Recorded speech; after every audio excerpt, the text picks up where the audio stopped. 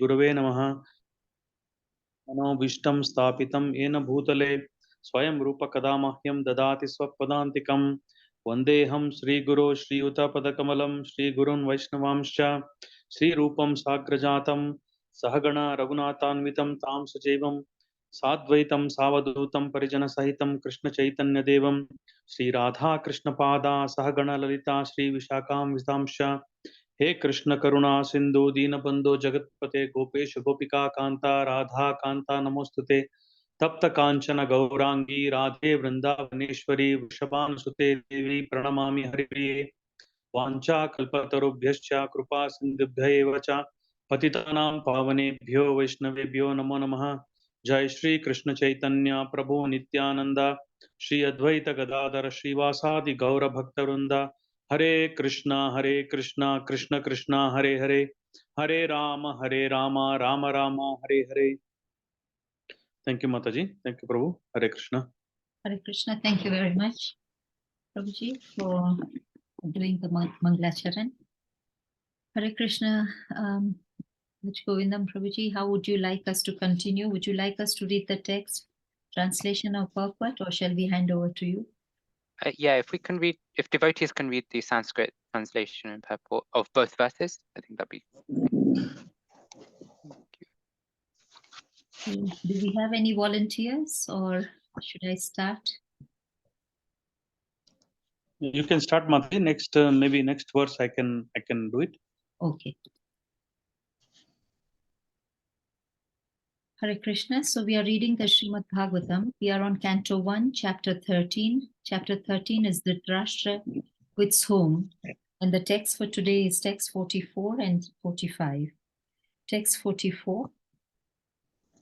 Yan manasya dhruvam lokam adhuravam vaglana kopayam sarvatha nahi shoshyate snehad ayan mohachata. Word to word. Yat, even though. Manyase, you think. Dhruvam, absolute truth. Lokam, persons. Adhruvam, non-reality. Va, either.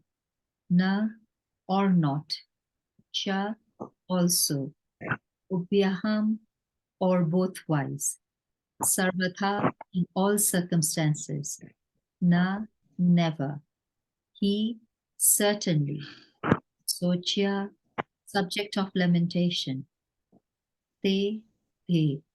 Snehat, due to affection. Anyartha, or otherwise. Mohaja, due to bewilderment. Translation and purport by Srila Prabhupada. Srila Prabhupada ki Jai.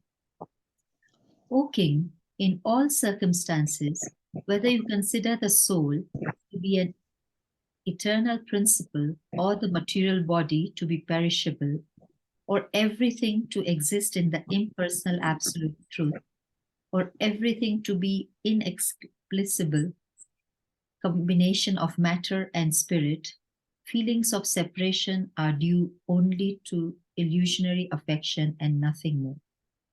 Purport. The actual fact is that every living being is an individual part and parcel of the Supreme Being, and his constitutional position is subordinate cooperative service. Either in his conditional material existence or in his liberated position of full knowledge and eternity, the living entity is eternally under the control of the Supreme Lord. But those who are not conversant with the factual knowledge put forward many speculative propositions about the real position of the living entity. It is admitted, however, by all schools of philosophy that the living entity, living being, is eternal and that the covering body of the five material elements is perishable and temporary. The eternal living entity transmigrates from one material body to another by the law of karma, and material bodies are perishable by their fundamental structures. Therefore, there is nothing to be lamented in the case of souls being transferred into another body, or the material body perishing at certain stage. There are others who believe in the merging of the spirit soul in the Supreme Spirit when it is uncovered by the material engagement. And there are others also who do not believe in the existence of the spirit or soul, but believe in tangible matter. In our daily experience, we find so many transformations of matter from one form to another, but we do not lament such changeable features. In either of the above cases, the force of divine energy is uncheckable. No one has any hand in it, and thus there is no cause of grief. Hare Krishna. Text 45. Hare Krishna Mataji. Yeah, can I read? Yes, Prabhuji. Okay. Text 45. Tasma jahi anga vaiklavyam ajnana kritam atmana katam tva ananta kripana varteramste cha mam vina. Tasmat, therefore, jahi, give up, anga, O king, vaiklavyam, mental disparity, agnana, ignorance, kritam, due to, atmana, of yourself, khatam, how, tu, but, anatha, helpless, kripana, poor creatures, vartaren, be able to survive, te, they, cha, also, mam, me, vina, without. Translation and purport by His Divine Grace A.C. Bhaktivedanta Swami Prabhupada ki jai. Therefore, give up your anxiety due to ignorance of the self. You are now thinking of how they who are helpless, poor creatures will exist without you. Purport. When we think of our kith and kin as being helpless and dependent on us, it is all due to ignorance. Every living being is allowed all protection by the order of the Supreme Lord in terms of each one's acquired position in the world. The Lord is known as Bhutabrut, one who gives protection to all living beings. One should discharge his duties only, for no one but the Supreme Lord can give protection to anyone else. This is explained more clearly in the following verse. Hare Krishna. Thank you, Mataji. Thank you, Prabhu. Hare Krishna, Prabhuji, we hand over to you. Thank you very much, Arya Govind Prabhu. Hare Krishna. Thank you.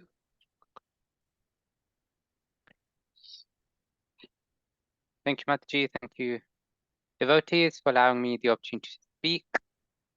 I will start off by saying that this first verse that we have is a very technical verse. I have zero realization of it, of both these verses actually, but I'll do my best to try and just repeat what the acharyas, what the senior devotees have shared, and hopefully all of us can be purified, can become enlightened in these technical and also very philosophically deep verses. So let's understand what's happened so far in the chapter, right? So first thing is that Vidura has come back to Hastinapur from his pilgrimage. And during his pilgrimage, what was he doing? He was inquiring about transcendental knowledge, right? He was speaking very much with Maitreya Rishi. And because Vidura was a very cherished personality, when he came back to Hastinapur, all the Vasis in the palace, every resident was keen to come see him, speak to him, serve him, offer him prasadam, give him some resting place and so many things. And once all that settled down, then Yudhishthira Maharaj was eager to inquire from Vidura. Where did he go? How did he maintain himself? What services did he get up to? And specifically, Yudhishthira Maharaj was keen to understand how Vidura's pilgrimage was related to Krishna, the Supreme Personality of Godhead, and Dwarka.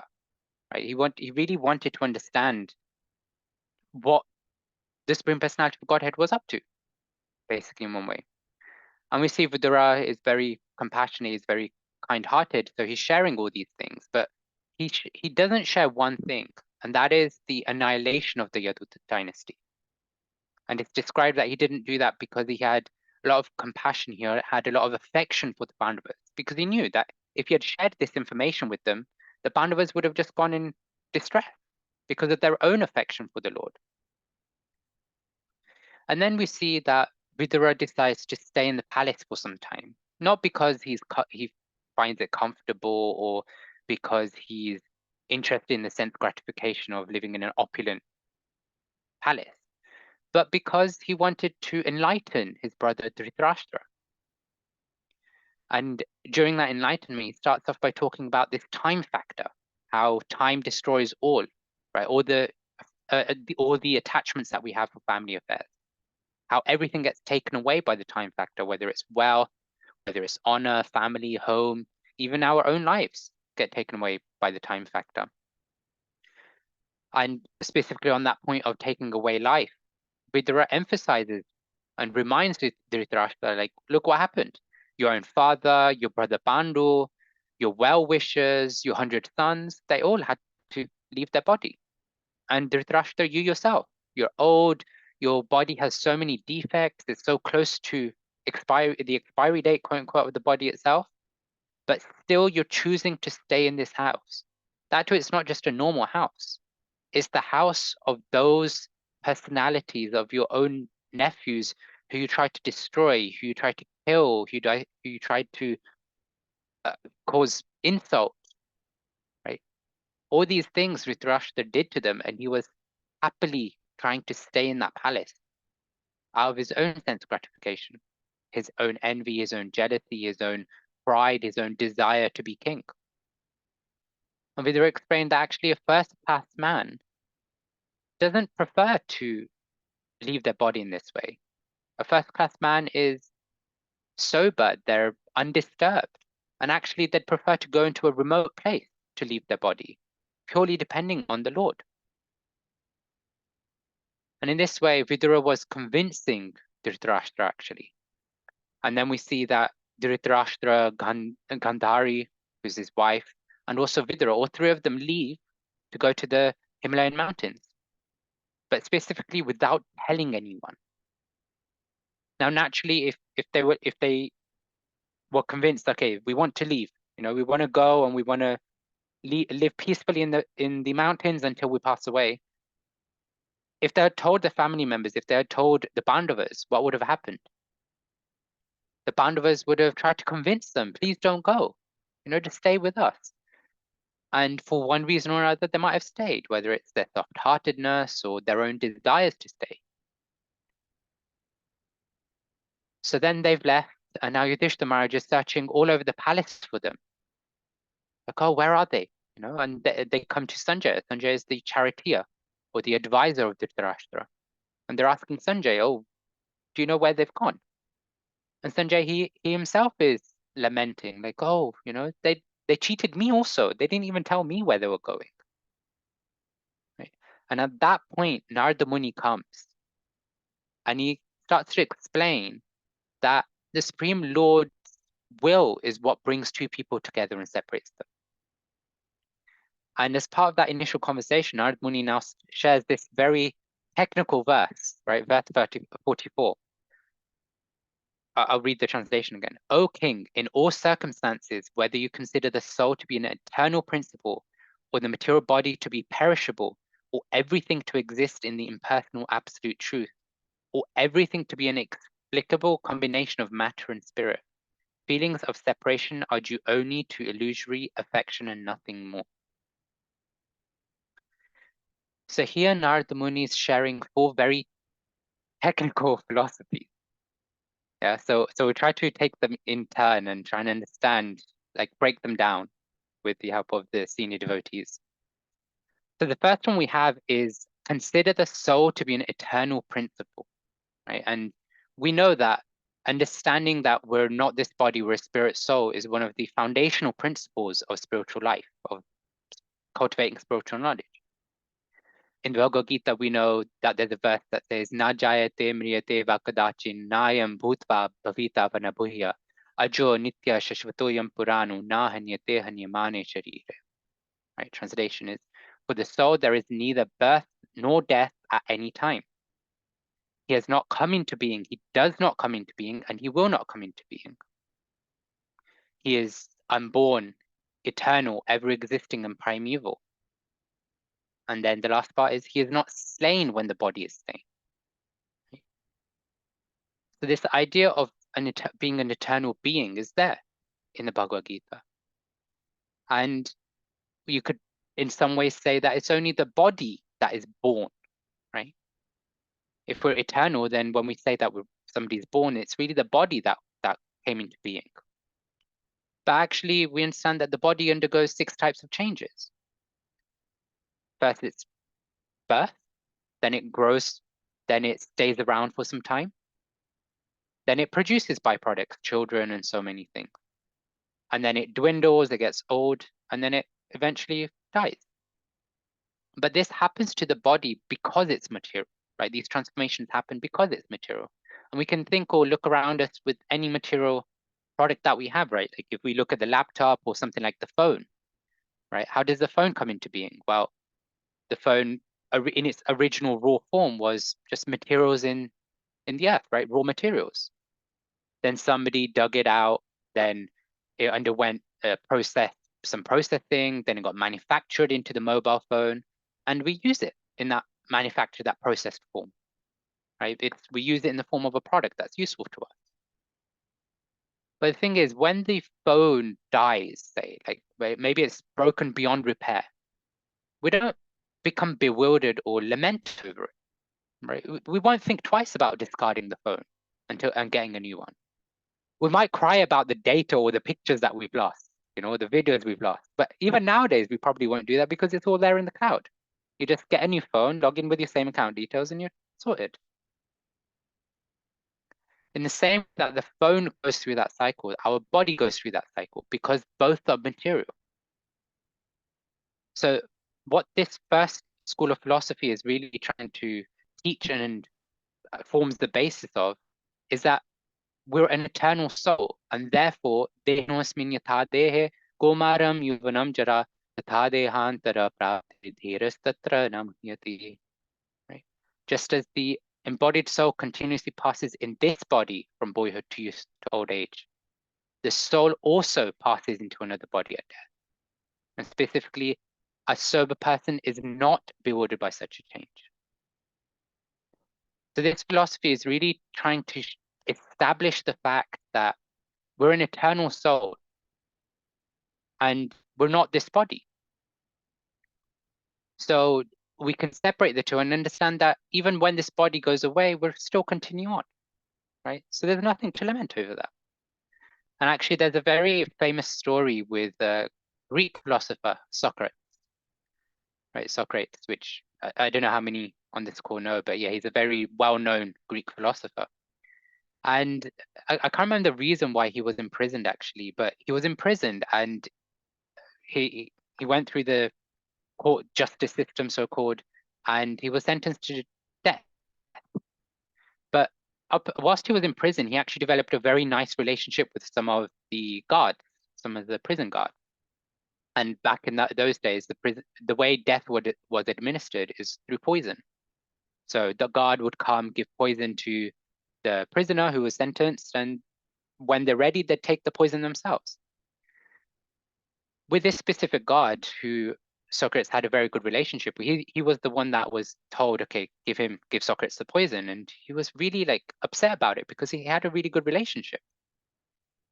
But so he came, gave the poison and told Socrates that, look, you don't have to take it now. Most prisoners, they take it at night just before they're going to sleep. So then, it's nice, like, you don't have to think too much. There's nothing like out of the ordinary for a lot of them. But he was like, just give it to me. It's fine. Like, just give it to me. And so the guard was then asking, okay, you've told me about your family, your children. Is there anything you want us to do for them? And Socrates was like, if they live a good life, if they look after themselves, then good things will come. It's fine. So then God is like, okay, well, how do you want to be buried? And Socrates replies, well, you can do what you want. First, you have to catch me in order to bury me, right? And the god's confused. So Socrates then explains that, look, once I take this poison, I'll leave my body. You're not going to catch me. What you're going to do with the body has nothing to do with me anymore. So you can do whatever you want with the body, but if you want to bury me, you're going to have to try and catch me first. Right? So this understanding from even Greek philosophers or who actually start the Western philosophy, this understanding is there, that there's an internal principle which is the soul. So then we flick the switch to modern sort of philosophy, which is the second one. The material body to be perishable. Right? So this is the second one Narada Muni mentions. And this is actually quite an atheistic or materialistic philosophy, which basically says that we're nothing more than the material body, right? And that material body could be the gross and the subtle body, right? So the mind, intelligence, and the physical body. And one philosopher that really comes to mind here is Charvaka. Charvaka's philosophy was that any knowledge that we acquire can only be acquired through these senses that we have, right? Through the eyes, the tongue, the nose, etc. Right? If we can't acquire knowledge through them, then it doesn't exist, right? So he's basically saying that if the senses can't perceive or understand something, then that something doesn't exist. And when we look at materialists, we can see that actually, knowingly or unknowingly, this is the type of philosophy that they practice, right? They use this philosophy to justify, to act out their sense gratification, their desires, basically. Basically use this in the sense that, okay, all we are is this body. There's no idea of an afterlife. There's no idea of reincarnation. There's no idea of judgment day. There's no idea of a spiritual world. There's nothing like that. All it is just this one life, right? So why not enjoy this one life, right? We have to die. We only live once, so just enjoy. So that's the material. That's the second philosophy. Then the third one is that everything to exist in the impersonal absolute truth. So most of us will know this as the Mayavad philosophy, this notion of impersonal Brahman, right? This supreme truth, which is like a spiritual energy, like a unlimited ball of energy, which has no form, no qualities, no activity. It's basically like it's basically got no ability for meaningful reciprocation, right? Because when we think of form, when we think of qualities, when we think of variety, it's all got some reciprocal element to it. With Mayavad philosophy, there's actually two types of Mayavad philosophy. Again, this is a technical verse, so we're going to go through the technicals as much as I can share. So the first type of Mayavad philosophy has this notion that there's this impersonal Brahman, right? This spiritual energy, which gets transformed into everything, right? So everything which is illusory, basically, right? So, well, everything in creation, let's put it that way. So that could be the universe, the planets, the sun, including us, the jivas, right? So all of us and everything that we see, feel, think is just a transformation of the original impersonal Brahman. That's one type. Then the second type of Mayavad philosophy is that actually there was no transformation of Brahman. It's just Maya. It's just that everything around us, including us in terms of what we perceive as the variety, is just actually caused by our own ignorance. It's caused by illusion. So matter is basically considered illusory in Mayavad philosophy. It's either out of ignorance or because actually it was all one, but it's just been transformed. So what does that philosophy then kind of lead to? It just leads to the idea that, okay, it's all illusion. So we don't need to worry about the body. We don't need to think about other people, the world around us, anything. We don't need to think about anything. All we need to do is concentrate and focus on the impersonal Brahman. And eventually we'll come to a point of, okay, oh, sorry, there's two things actually. One is focusing on the impersonal Brahman. And the second is also to develop that detachment from material energy, because it's all illusion. So we need to come away from that understanding that, oh, I have something to do with the material world. So cultivating those two, then helps us realize the truth. And then eventually we become one with the impersonal Brahman. So whether it's the impersonal Brahman that's been transformed into something, by focusing on the impersonal Brahman, we become one again, or it's all impersonal Brahman and then there's just illusion everywhere. And by focusing on the impersonal Brahman and detaching ourselves from the illusion, we become one again. So this idea is that it's basically merging into the impersonal, that spiritual form of energy. That's the idea with this. So ultimately, it's only Brahman is real and original, and everything is basically Maya's trick. Whatever we're going through is Maya's trick to make us believe that, oh, Arya Govinda Prabhu is real, you know, he's on the other side of the screen, or Nika Prabhu is real. You know, it's all just illusion. There's no real variety anywhere. We're all one, right? That's the summum bonum of Mayavad philosophy. Then we have the fourth one, which is everything to be an inexplicable combination of matter and spirit. So this comes closer to the idea of there being a spirit soul and then there being matter, right? Which are two distinct things, but they work together, right? So as spirit souls, there's the understanding that we have life symptoms, right? We showcase life symptoms, like we can move, we can act, we can think, we can feel because of us being a spirit soul, and therefore displaying these life symptoms or living symptoms. But then because of our karma, because of our desires and our past deeds, we can have influence over certain amounts of dead matter, right? And that influence primarily takes the shape of the body, right? My karma, my desires have enabled me to have influence over my hands, my legs, and this body, basically. That's the imprinted karma. And then by extension, I have additional karma that I can, you know, have a phone, I can have a laptop, I can have my headset, these clothes, and all these things. So extended sort of influence over material energy. But it's really through that influence of the dead matter, of the material energy, that we can interact, that we can speak to each other, that we can express things, we can act out our desires. Right? So that's the idea of this fourth philosophy, that there's the spirit soul, which has influence over matter.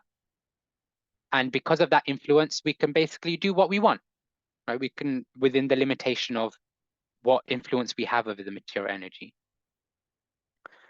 That's four philosophies that Narada Muni is sharing, right? But we can see that all of them actually have some merit in them, right? When we go through and trying to understand, they all have some sort of sense in them. But actually, when we look at them with more detail, then we can understand that they all have some incompleteness to them also, as philosophies in themselves.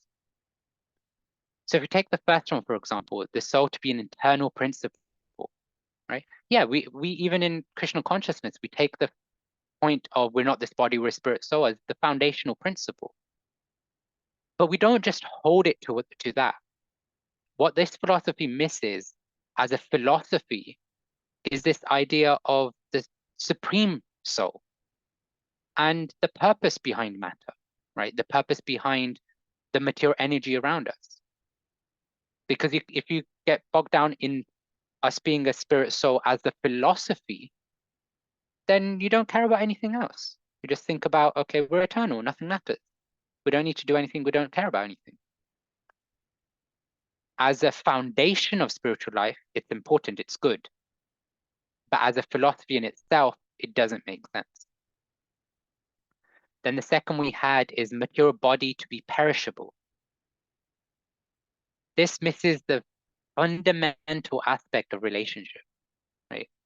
If we take this philosophy, then what we're saying is that we interact with each other because of chemical reactions, right? Because of material, you know, this body part is interacting with this body part and that's it, there's nothing else. But actually we understand that people don't interact just out of that.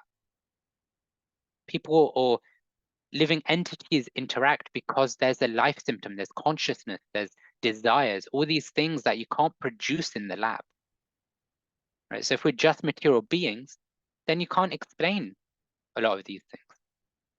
We're not just neurons and electrons and so many things. Then the third one, everything exists in the impersonal absolute truth. What this can't explain is how variety can come from nothing. We can see everywhere around us, if it's stale, if it's stagnant, if there's no interaction, there's no movement, then nothing comes out of it. So how can variety come from an impersonal Brahman, which is just a spiritual form of energy? Then we have the fourth one, which is the combination of matter and spirit.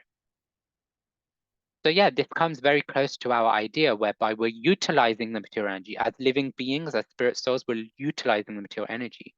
But what this as a philosophy misses is this idea that we're not the enjoyers. We're minute enjoyers. There's actually a Supreme Lord who is the supreme enjoyer, who is higher than both matter and the jiva.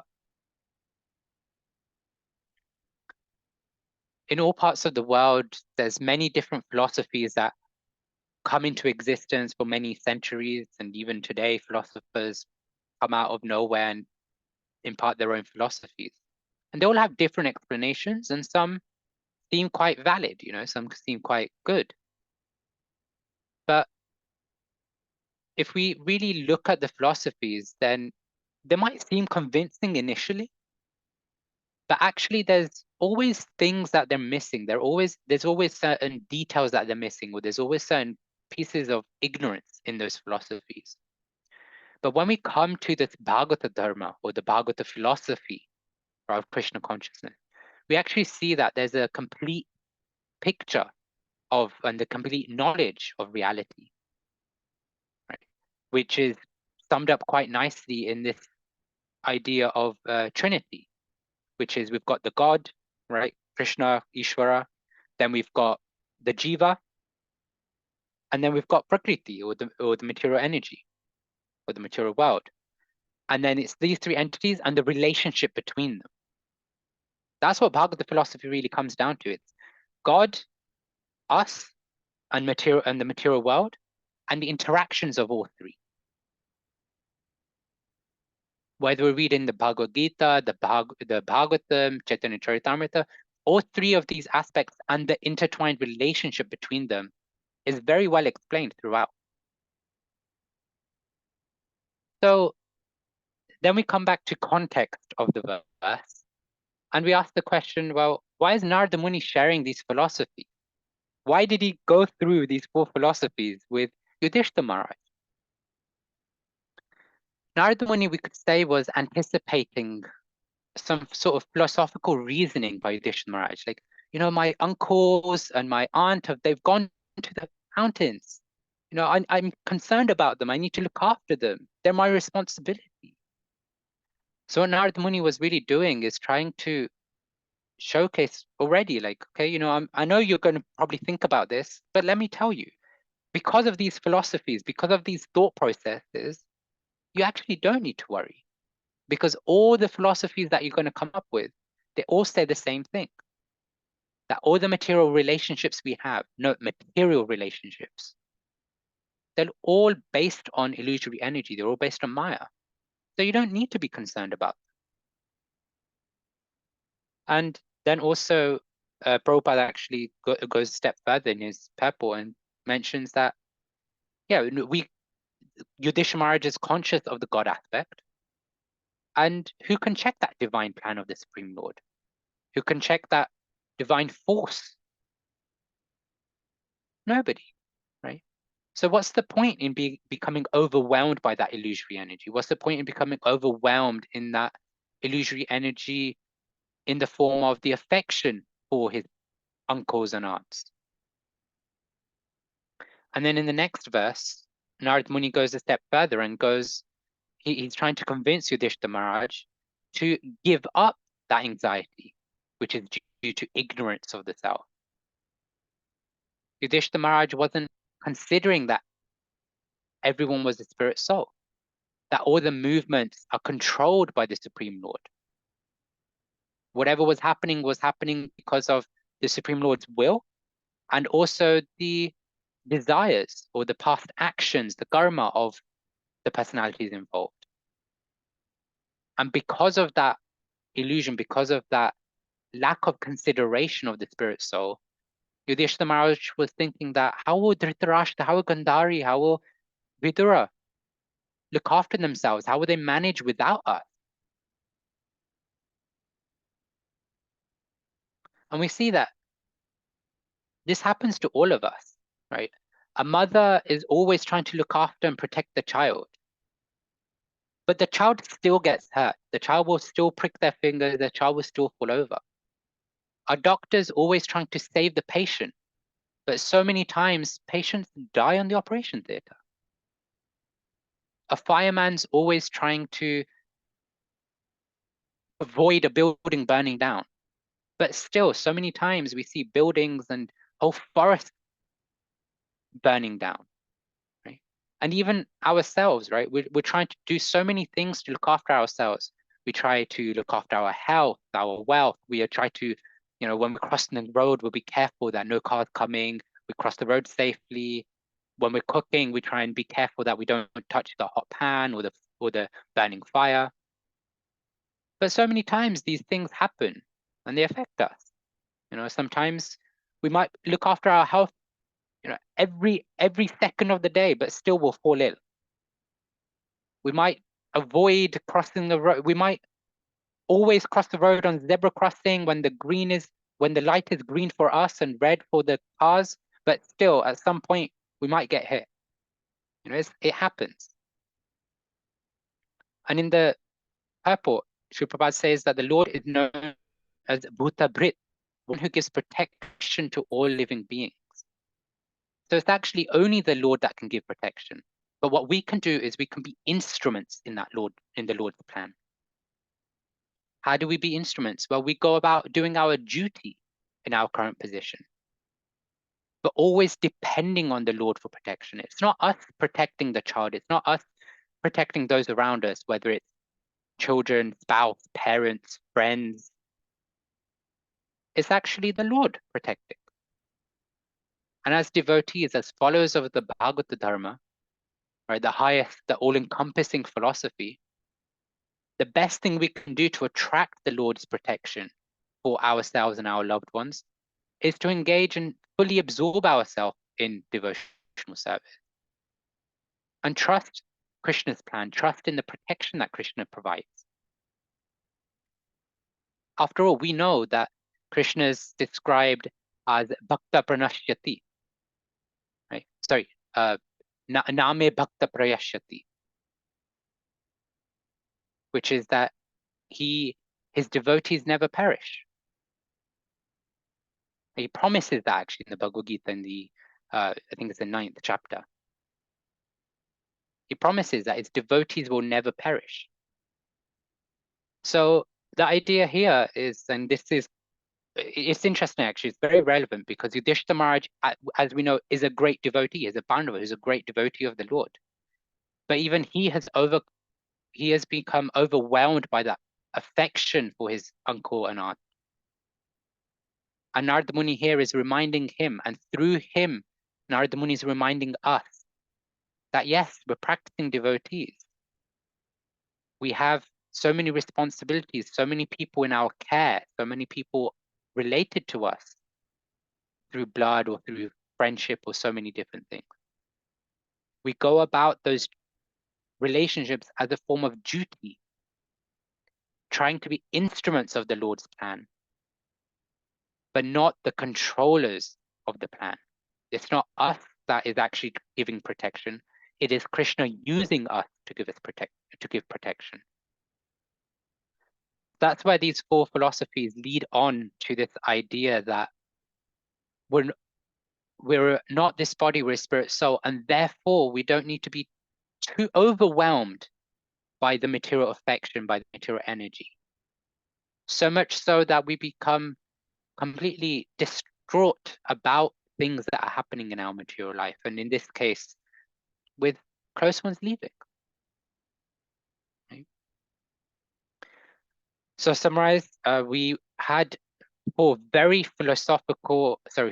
technical philosophies in the first verse. First philosophy, soul as an eternal principle. Second, material body is perishable. Third, everything to be an inexplicable combination of matter and spirit. Sorry, that was the fourth one. The third one was everything to exist in the impersonal absolute truth. Right, so we talked about the four philosophies, trying to understand them to some degree. I'm sure there's devotees on the call that can share a lot more detail, a lot more depth about these. But then we talked about how the Bhagavata philosophy that we have available to us by the mercy of His Divine Grace, A.C. Bhaktivedanta Swami Prabhupada, how that actually is a higher philosophy because it includes the philosophies around that are showcased around the world in its complete form to give us that complete picture of reality, right? Which a lot of these other philosophies aren't able to do. And then we talked about how Narada Muni was talking about these philosophies to convince Yudhishthira Maharaj to not become overwhelmed and affected by the illusory energy of the Lord. And always acknowledging that in everything, there's the involvement and the intervention of the Divine Lord. And then we talked about how everything we do and everything that Narada Muni was explaining to Yudhishthira Maharaj was the idea of doing our duty in the mood and understanding that we're just instruments in the Lord's plan. So we have to engage ourselves in full devotional service, but always trust in Krishna's plan, always trust in Krishna's protection. We do the best we can and leave the rest to Krishna. So I'll stop there. Thank you. Hare Krishna, Krishna Krishna, Hare Hare, Hare Rama, Rama Rama, Hare Hare. Bhad ki jai. Hare Krishna, Prabhuji. Thank you very much for explaining this very technical topic so nicely. Because now we can put things in perspective. When people are talking, we would know which philosophy they are talking of. Bringing out all these four philosophies and the distinctions and what they are lacking, I think that was really good, especially for me in the understanding. Let us move on now to various questions and comments. Are there any questions and comments?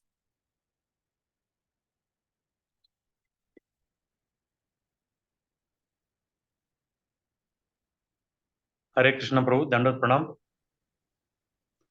Hare Krishna. Prabhu, in this verse, as you said, it's a difficult, very difficult subject, which Narada Muni was explaining, and also in the Bhagavad Gita, Krishna gives different options to the devotees, who are studying.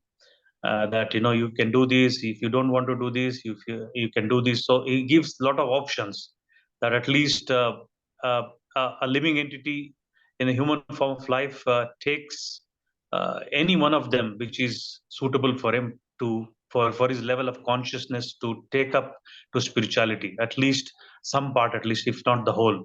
And then if he wants to take the whole, also it is everything is included in the preachings of the Bhagavad Gita and the Bhagavatam. So is that the purpose of giving all these different options, Prabhu? Thank you, Prabhu, for the nice deep question. So my understanding of the different processes that are given in the Bhagavad Gita and even the other scriptures, it's more of a progression, right? Because as he said, Krishna doesn't start with, okay, you can do this, but if this is too easy for you, you do this. If that's too easy, you do this. No, he starts the other way around. He goes, this is what you should do. But if you can't do this, then you do this. And if you can't do that, then you do that. So what Krishna has done, he's laid out what the topmost is for us. And then he's going, okay, not everybody can do this. And therefore, based on where you're at, this is what you need to then get to the next step. So he's given us the target, which is, be a pure devotee. That's the target. But he's saying, if you can't be a pure devotee because your consciousness isn't there yet, then do this. But remember that you don't want to stay here. You want to go there. So the idea is that he's given us a progression to go, okay, Bhagavata Dharma is for everyone. Bhagavata philosophy is for everyone. Take up what you can, but know that your target is not where you're at. It's pure devotional service. So let's say you're complete atheist. If you preach to an atheist to go worship Krishna, 100%, 24/7, worship Krishna, chant the holy name, they're not going to take it. So what do? We go, accept that you're not this body, you're a spirit soul. Step one. Then go, okay, you've accepted that now. Now here's the next thing, here's the next thing. Okay, now do some service because that's higher. Okay, now chant Hare Krishna because that's higher. Okay, now chant Hare Krishna 24/7. So Krishna's given us that progression. He's given us the bhakti ladder, or the yoga ladder as we call it.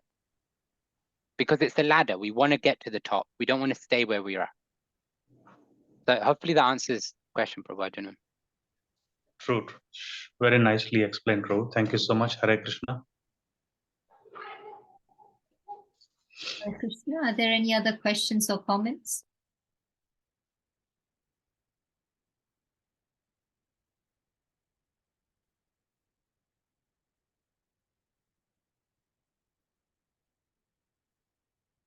Yeah, I just have a small comment, like how Dhritarashtra doesn't want to leave the palace. Maybe we are like we are the same. We don't want to leave this body.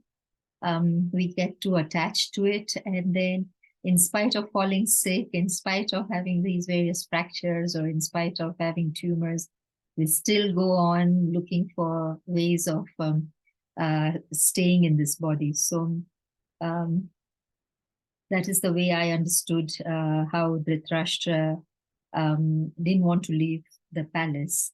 And Vidura is the Paramatma inside us and saying, okay, now all these things are happening to you. At least start worshipping Lord Krishna. So when I first read that, that is the way I understood it. That's amazing. So I go to Prabhu's eyebrows shoot up as well. So I'm like, yeah. I think next class should be from Kritika Mataji, Prabhu. No, not from.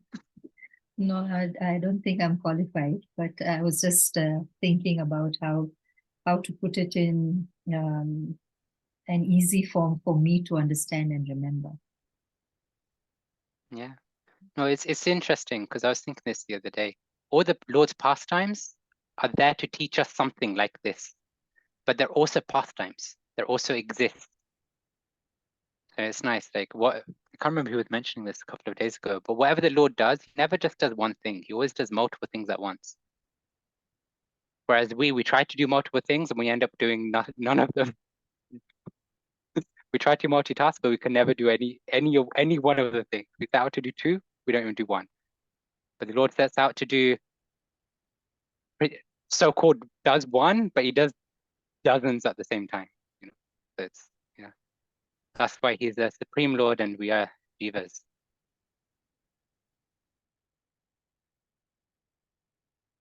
Any other questions or comments?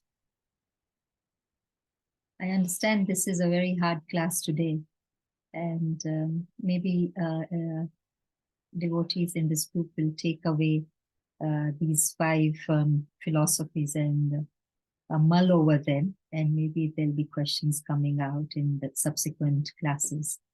So there are no other questions or comments. I see Path Prabhu is here. Hare Krishna Prabhuji, Dandavat Pranam. Prabhuji, is it possible? Hare Krishna Mataji. Yes, Mataji. Hare Krishna. Yeah. Thank you very much, Prabhuji, for your nice class. It is really very informative and very nice class. Today there is no comment, also no question also from my side. And it's very nice class and sober class. Thank you very much, Prabhuji, for our wonderful class. Also, thanks all the devotees who are assembling here for the Bhagavad Katha. So I request all the devotees, please unmute yourself and chant Hare Krishna mantra for glorification of His grace, Braj Govindam Prabhuji. Please join.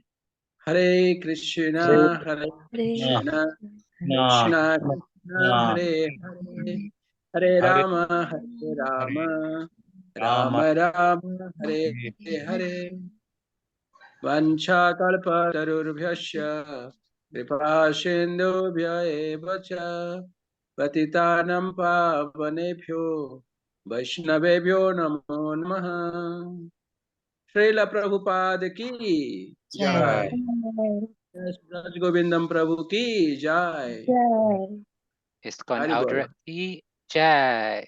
Jai. Hare Krishna. Krishna. Hare Jai Krishna. Shri Ram. Hare Krishna.